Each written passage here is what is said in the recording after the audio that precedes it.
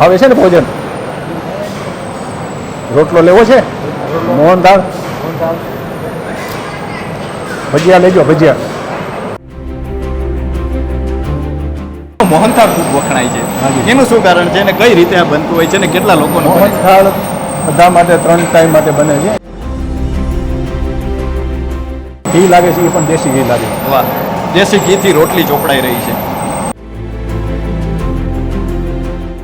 આપણે કે જે પ્રકારનું રસોડું છે, કદાચ તમને ગિરનારમાં આવો, ભવનાથમાં આવો ને આ પ્રકારનું જમવાનું ક્યાંય નહીં મળે, આ પ્રકારનો સ્વાદ નહીં મળે. અને જે પ્રકારે હજારો લોકોની રસોઈ બની રહી છે, ઘરે જે ઘી દૂધ લેતા હોઈએ છીએ એ પણ શુદ્ધ હોવાની કોઈ આપણી પાસે ગેરંટી નથી, પરંતુ તમે અહીં આવો તો અહીં ફૂલ ગેરંટી છે. સુધી નાસ્તો ચાલે. નાસ્તા પછીના પીરિયડમાં જે કોઈ નાસ્તામાં આવે ને બધાને નાસ્તો અમે આપીએ છીએ. એમાં કોઈ પ્રતિબંધ નથી, પરંતુ એટલું ખરું કે 11:30 થી 11 વાગે ભોજન ચાલુ થઈ જાય છે. ભોજનમાં મોહનથાળ દેશી ઘીનો, ગરમા ગરમ તાજા ભજીયા અને સાથે સાથે બાજરીના રોટલા, ઘઉંની રોટલી, એક ચણાનું શાક, એક લીલોતરી શાક, એક સારી એવી દાળ અને ભાત અને છાશ. આપણે ત્યાં કાઠિયાવાડમાં એક કહેવત છે કે ટુકડો ત્યાં હરી ટુકડો. અને ખાસ કરીને તમે ભવનાથમાં આવો ત્યારે કહેવાય છે કે રોટલો એટલે શેરનાથ બાપુનો. હાલ આપણે શેરનાથ બાપુના જે આશ્રમ છે, ગોરક્ષનાથ આશ્રમ, ત્યાં છીએ. અને ત્યાં અન્નક્ષેત્ર જે છે સતત ચાલુ રહ્યું છે. અન્નક્ષેત્રમાં જે છે સેવાનો દીપ છે તે સતત પ્રગટી રહ્યો છે. અને સવાર, બપોર, સાંજ અહીં જે છે લોકો ભક્તો આવતા રહે છે અને પ્રસાદ લેતા રહે છે. ત્યારે બાપુ સાથે વાત કરીએ. બાપુ, શું કહેશો કે અહીં કેટલા સમય ભોજન આપણે જોઈએ તો ક્યાં સમયે ભોજન આપવામાં આવે છે અને શું ભોજન આપવામાં આવે છે? અમારો ભોજન વિશે અમે એટલું ચોક્કસ કહી શકીએ કે આ તો ગિરનારી મહારાજનું છે, ગુરુ મહારાજનું છે. આપણને એ નિમિત્ત બનાવે. આપવાવાળા એ છે. યજમાનો સેવકો આપે છે, સેવકો મહેનત કરે છે અને એક સુવ્યવસ્થિત રીતે આ સજાવટ ચાલી રહી છે. સવારમાં અમારા રાજસ્થાનના રસોઈઓ જેવો ખમણ બનાવે છે. ખમણ, દેશી ઘીનો મોહનથાળ અને ચા અમારો નાસ્તાનો ક્રમ હાલતો હોય છે. અને ત્યાર પછી 10 વાગ્યા સુધી નાસ્તો ચાલે. નાસ્તા પછીના પીરિયડમાં જે કોઈ નાસ્તામાં આવે ને બધાને નાસ્તો અમે આપીએ છીએ. એમાં કોઈ પ્રતિબંધ નથી, પરંતુ એટલું ખરું કે 11:30 થી 11 વાગે ભોજન ચાલુ થઈ જાય છે. જેમાં ભોજનમાં મોહનથાળ દેશી ઘીનો, ગરમા ગરમ તાજા ભજીયા અને સાથે સાથે બાજરીના રોટલા, ઘઉંની રોટલી, એક ચણાનું શાક, એક લીલોતરી શાક, એક સારી એવી દાળ અને ભાત અને છાશ. આ ભોજન અમારું 3 કે 4 વાગ્યા સુધી હાલે છે. અમારા ભોજન માટેનો કોઈ સમય મર્યાદા નથી. એની પાછળનું કારણ એવું છે કે અમારી ભૂલ ન થતી હોય તો ગિરનારમાં જે આવવાવાળા છે લોકો અને જવાવાળા છે એનો કોઈ સમય હોતો નથી. એટલે અમે ભોજન 3 વાગ્યા સુધી, 4 વાગ્યા સુધી લોકોને આપીએ છીએ. સાંજે સંધ્યાનો ટાઈમ થાય 7 વાગે, એટલે 7:30 7 વાગે ભોજન ચાલુ થઈ જાય છે. અને કદાચ લોકો આવતા હોય તો 11 વાગ્યા સુધી આ ભોજન આવે છે. 10 થી 11 વાગ્યા સુધી સાંજના ભોજન પણ સૂર્ય. હજારોની સંખ્યામાં લોકો અહીંયા આવે છે અને સૌને શિસ્તબદ્ધ ભોજન આપવામાં આવે છે. તો ગિરનારમાં આવો અને આ પ્રકારનું કહી શકાય કે હોટલમાં પણ ન મળે, કે તમને લગ્નમાં પણ જોવા ન મળે એ પ્રકારનું ભોજન, અને એ પણ સાત્વિક ભોજન, અને એ પણ સુવ્યવસ્થિત રીતે આપવામાં આવે છે. બાપુએ જે રીતે વાત કરી. બાપુ, દિવસમાં કેટલા લોકો હોય છે, કેટલા ભક્તો હોય છે ત્યાં પ્રસાદનો લાભ લેતા હોય છે? ભોજન પ્રસાદ માટે આવનારા યાત્રાળુ ક્યારેક 1500 હોય છે, ક્યારેક 2000 હોય છે, ક્યારેક 24 કલાકના 800 પણ હોય છે. અમારું કોઈ ગણિત નથી, પણ અમે એટલું ચોક્કસ કહી શકીએ શનિવારના બપોર, શનિવારની સાંજ, રવિવારનું બપોર અને રવિવારનું સાંજ, અને શ્રાવણના સોમવારે તો 5000ની સંખ્યામાં. પછી શનિ રવિના દિવસોમાં 3000 4000 માણસો 24 કલાકનું ભોજન પ્રસાદ અહીંયા લે છે. કાલે સોમવાર છે, અને સોમવારે રસોઈ હોય છે, જેમાં દૂધપાક અને માલપુવાની આવતીકાલે રસોઈ છે. એમાં અમારી 4-5 હજાર માણસનું સુવ્યવસ્થિત રીતે ભોજન, અને એમાં 800 થી 1000 આવનારા સંતો હોય છે. અને સૌને વિદાય પણ અમે દર સોમવારે આપીએ છીએ. સોમવારે તો કાયમને માટે સંત સેવા એ અમારું આગવું કામ છે. એટલે હજારોની સંખ્યામાં કહી શકીએ ગણતરી વિનાનું એવું આ એક ભોજનની વ્યવસ્થા આશ્રમમાં ચાલી રહી છે. આપણી એક લોકભાષામાં કહેવાય ગયું અન્નક્ષેત્ર. બાકી ખરેખર તો સદાવ્રત છે. અન્નક્ષેત્રનો કોઈ અર્થ નથી. પ્રાચીન ઉલ્લેખમાં અન્નક્ષેત્રનો ક્યાંય ઉલ્લેખ જ નહોતો. ઠીક છે, આપણે કોઈ ભાવને ભાષા હોતી નથી એટલે આપણે અન્નક્ષેત્ર કહી તો કંઈ ખોટું હોય કે ન હોય એક તરફની વાત. શાસ્ત્રોક્ત કે પ્રાચીન વાણીમાં કે પ્રાચીન ભજનોમાં અન્નક્ષેત્રનો ઉલ્લેખ ક્યાંય નથી. ત્યાં સદાને માટે સદાવ્રતનો ઉલ્લેખ છે. કાયમને માટે એવું વ્રત હોય છે કે આવ્યા ગયા અતિથિ એને ભોજન આપવું. એટલે વ્રત, ભોજનનું વ્રત એને કહેવાય સદાવ્રત. જ્યાં બધાને ભોજન મળે છે, ટુકડો મળે છે, શાક રોટલો અને છાશ મળતી પૂર્વજોના સમયમાં, તો પણ લોકો ભાવ સાથે એનો સ્વીકાર કરતા. તો આવી અમારી અન્નક્ષેત્રની લોકવાયકા ભલે કહેવાતી હોય, તો અમે તો સદાવ્રત જ કહીએ છીએ. અમારું કાયમને માટે એક વ્રત છે, આવનાર લોકોને ભોજનની વ્યવસ્થા કરી દીધી. બાપુ, કોઈ દાતાને આ સદાવ્રતનો લાભ લેવો હોય, જે રીતે તમે વાત કરી, તો એ ઘણી કઈ રીતે વખત લઈ એવું બને શકે છે કે લોકો જોઈને ખુશ થાય, એમને એમ થાય કે અમારા પૂર્વજની તિથિ છે, હા. તો અમારે લાભ લેવો છે. પણ જ્યારે અહીંયા આવીને જોવે તો 24 કલાકનું કેટલું ખર્ચ થાય, એટલે અમે કંઈક તમે હિસાબ કરી લો. એટલે એ કદાચ હિસાબ કરે તો એમ કહે આમાં તો એટલું ખર્ચ લાગે અમને. એટલે કે તમારી શું ઈચ્છા છે કે એટલે અમે તો 25, 30, 40, 50 હજાર પૂરી ગયું. તો બધા આવ્યા વાંધો નહીં, તમે તિથિ નિમિત્તે તમારું જે યોગદાન આપવું એ આપી દો છો. અને ઘણા લોકો એવા પણ આવે છે કે 24 કલાકનું પૂરેપૂરું ખર્ચ કદાચ 80,000 થતું હોય, લાખ થતું હોય કે 2 લાખ થતું હોય. જેવી રીતે કે કાલે સોમવાર છે, તો અમારું રસોડું 2-3 લાખનું થશે કાલનું. જેમાં અમે ખાલી દૂધ પાક માટે દૂધ જ અમે 450-500 લીટર મગાવી રહ્યા છીએ. તો આનું બધું ફિગર જ્યારે માંડો મૂકે ને જ્યારે અમે બધા સંતોને દક્ષિણા આપીએ છીએ, તો 300 રૂપિયા અમે કાંઈ માટે સંતોને દક્ષિણા આપીએ છીએ. તો એ 800,000 સંતો હોય તો એનું કેટલું ફિગર થાય. એટલે લોકો તો પણ છતાં કોઈ એવા દાતા આવે છે કે જે આ ખર્ચ સ્વાભાવિક રીતે હરખથી સ્વીકારી દે છે, અને એમાં એનો ખુશી બહુ હોય છે. તો આજકાલ આપણે કદાચ ઘરે જે ઘી દૂધ લેતા હોઈએ છીએ એ પણ શુદ્ધ હોવાની કોઈ આપણી પાસે ગેરંટી નથી, પરંતુ તમે અહીં આવો તો અહીં ફૂલ ગેરંટી છે, કારણ કે અહીં જે સાત્વિક ભોજન આપવામાં આવે છે તેમાં લાભ મળે છે. બાપુ, ખાસ કરીને વાત કરીએ તો અમે જોયું છે કે તમે પણ જે ભક્તો પ્રસાદ લેતા હોય છે તેની સાથે બેસીને પ્રસાદ લેતા હોય. અમારી એક પદ્ધતિ છે, અમારા ગુરુ મહારાજને એવું કહેવાનું હતું કાયમને માટે.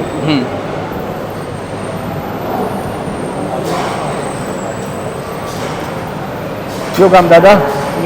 હે, ક્યારથી આવે છે? કેમ છો, મજામાં? ભાવે છે ને ભોજન? રોટલો લેવો છે? મોહનથાળ, ભજીયા લેજો, ભજીયા.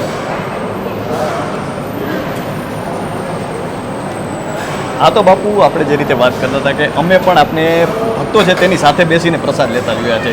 તો આપણે જોયું હોય કે કોઈ પણ જગ્યાએ જઈએ તો જે સંત હોય છે તે આપણે જોયું હોય છે કે જે થોડા દૂર બેઠા હોય છે અથવા લોકો સાથે નથી બેસતા હોતા, તો એનું શું કારણ છે? એનું કારણ એવું છે કે ઘણા લોકોની એવી મર્યાદા હોય છે, ઘણા આચાર્યો હોય છે, કોઈ મોટા મહંતો હોય છે, એ પોતપોતાની પરંપરા અનુસાર એક બાજુ બેસીને ભોજન લેતા હોય, લોકો સાથે ભોજન લેતા ન હોય.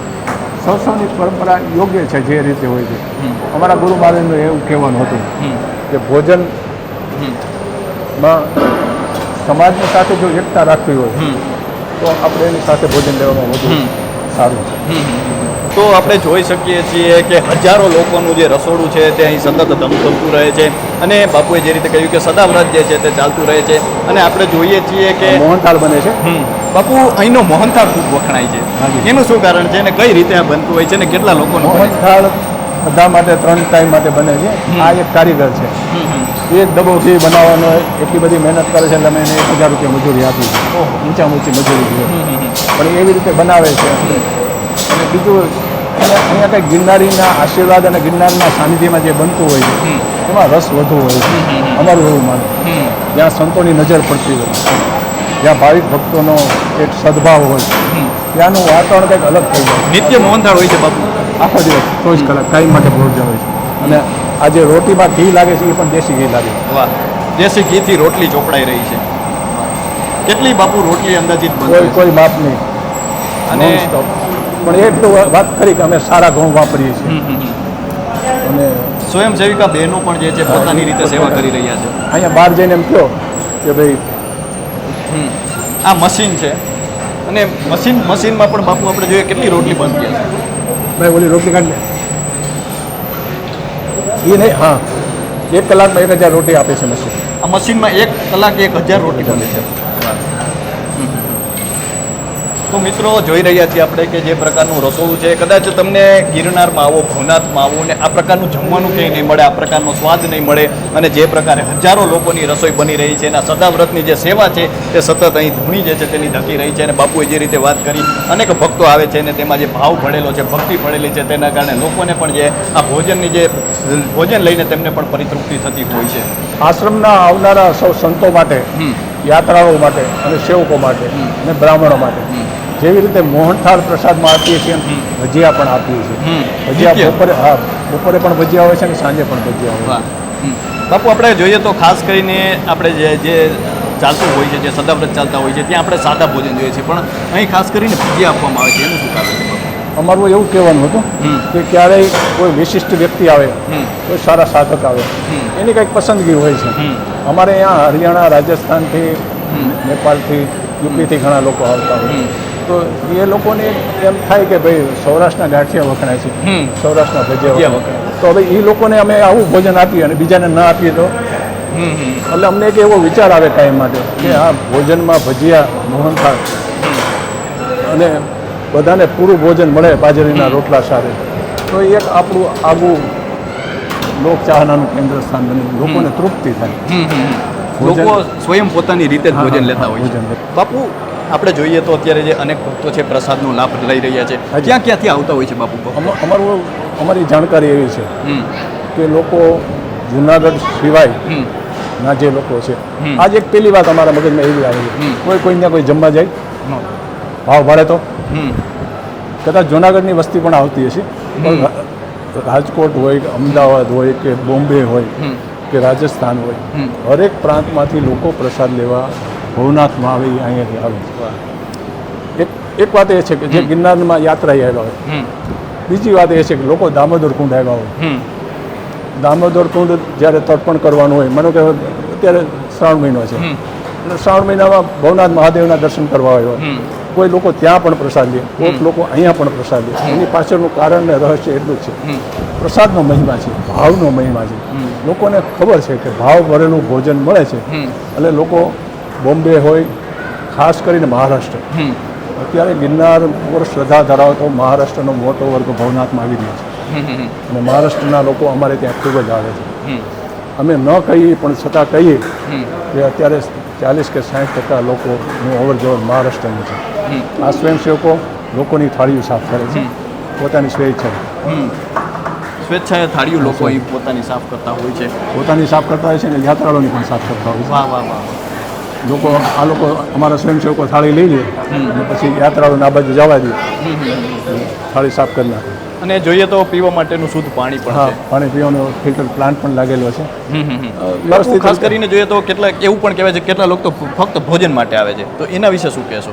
લોકો 24 કલાકમાં 800 પણ આવે છે 1000 પણ આવે છે 1500 પણ આવે છે પણ એવું કહેવાય છે કે બાપુ કેટલા લોકો ફક્ત ભોજન માટે આવે છે તો એવું શું કહેવાય? કારણ કે ઘણી વખત એવું પણ કહેવાય છે કે અહીં જે લોકો આવતા હોય છે પ્રવાસી હોય છે પરંતુ એના સિવાય પણ ફક્ત ભોજન માટે પણ લોકો આવતા હોય છે.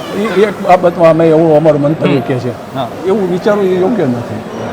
હવે બીજી વાત અમે અમારા મંતવ્યમાં એવું કહ્યું લોકો કદાચ ફક્ત ને ફક્ત ભોજન લેવા આવતા હશે તો એના ભાગ્ય બજારમાં કે રોડ ઉપર દુકાને મૂકીને આવતા છે કે એના ભાગ્ય અહીંયા લઈને આવતા હશે. જે લોકો અહીંયા પ્રસાદ લેવા માટે આવે છે એના ભાગ્ય લઈને આવે છે ને એટલે અમે એવું વિચારતા જ નથી કે ફક્ત ને ફક્ત ભોજન લેવા લોકો આવે છે પ્રસાદ લેવા માટે આવે છે. લોકો જે આવે છે પ્રસાદ લેવા માટે એની પાછળનું કારણ શું કે અહીંયા દેવી દેવતાનું આરાધના થઈ રહી છે અહીંયા કાયમની માટે નિત્યકર્મ જળવાઈ રહ્યા છે અહીંયા આવનાર અતિથિ અભ્યાગતનું સ્વાગત થઈ રહ્યું છે અહીંયા સંત સેવા થઈ રહી છે એટલા માટે અહીંયા લોકો ભાવ સાથે ગિરનારના દર્શન માટે અને પ્રસાદ લેવા માટે આવે ભોજન લેવા નથી આવતું પ્રસાદ લેવા આવે કારણ કે અહીં ભગવાનને અર્પણ કરીને પછી લોકોને ભોજન મળે છે મારી ભૂલ ન થતી. તો મિત્રો બીજું અમારા ગુરુમારોને એવું કહેવાનું હતું ક્યારે પણ નીચલી કક્ષાથી કોઈ પણ લક્ષ્યને લેવું નહીં ઉચ્ચ કક્ષાથી કોઈ પણ વાતને લેવી. કદાચ લોકો ફક્ત ને ફક્ત અહીં ભોજન લેવા આવે છે એવી કોઈની માન્યતા હોય તો એની માન્યતા છે. અમારી માન્યતા તો ફક્ત ને ફક્ત એટલી છે કે એના ભાગ્ય અને કિસ્મત લઈને અહીંયા લોકો આવે અહીંયા ભાવ ભાળે છે અને વ્યવસ્થા છે અહીં શિસ્ત છે અહીં ચોખ્ખાઈ છે એટલે લેવા આવે. ગમે એટલું ઊંચું ભોજન હશે અને વ્યવસ્થા નહીં હોય અને ચોખ્ખાઈ નહીં હોય તો કોઈ લોકો ઊંચું ભોજન લેવા જાય છે? જે લોકો અહીંયા આવે છે ભોજન લેવા એના માટે હું કાયમને માટે કોડ વર્ડ વાપરું છું કે એના ભાગ્ય લઈને આવે છે. કદાચ ઘણા લોકો ભોજન લઈને એમને બીજા જતા હોય ત્યારે કોઈનો તર્ક એવું હોય છે કે આ ધર્માદાનો લોકો ખાઈને રહે છે એ આપણી માન્યતા છે આપણા વિચારો છે. ધર્મના નામે તો લોકો આપણને આપે છે એટલે જે ધર્મને માનનારા હોય કે નાસ્તિક લોકો હોય એને ભોજન આપવું એ આપણી એક ફરજ બને છે. તો આવી વિવિધતાની સાથે આ આશ્રમની એક સદાવ્રતની આગવી સેવા કાયમ માટે ચાલી રહી છે. તો આપણી આ ભૂમિ છે, સોરઠી ભૂમિ છે તે ઉજળી છે, કારણ કે અહીં આવા સદાવ્રત ચાલતા રહે છે, અહીં સેવાની સરવાણી નીતરતી રહે છે. અને એમાં પણ તમે ભવનાથમાં આવો અને ગોરક્ષનાથ આશ્રમમાં આવો તો અહીં જે રોટલો છે શેરનાથ બાપુનો વખણાય છે તે એટલા માટે વખણાય છે કે અહીં નિત્ય રસોડું છે તે સૌ માટે ખુલ્લું છે, નિત્ય જે આ સદાવ્રત છે તે સૌ માટે ખુલ્લું છે. અને ભક્તો પણ આ સાત્વિક ભોજન પામીને હોટલમાં પણ ન જમ્યા હોય, કોઈના લગ્નમાં પણ ન જમ્યા હોય એવી પરિતૃપ્તિ આ ભોજન લઈને થતી હોય છે ભક્તોને. તો અત્યારે બસ આટલું જ, ફરી મળતા રહીશું વાત ગુજરાતી પર.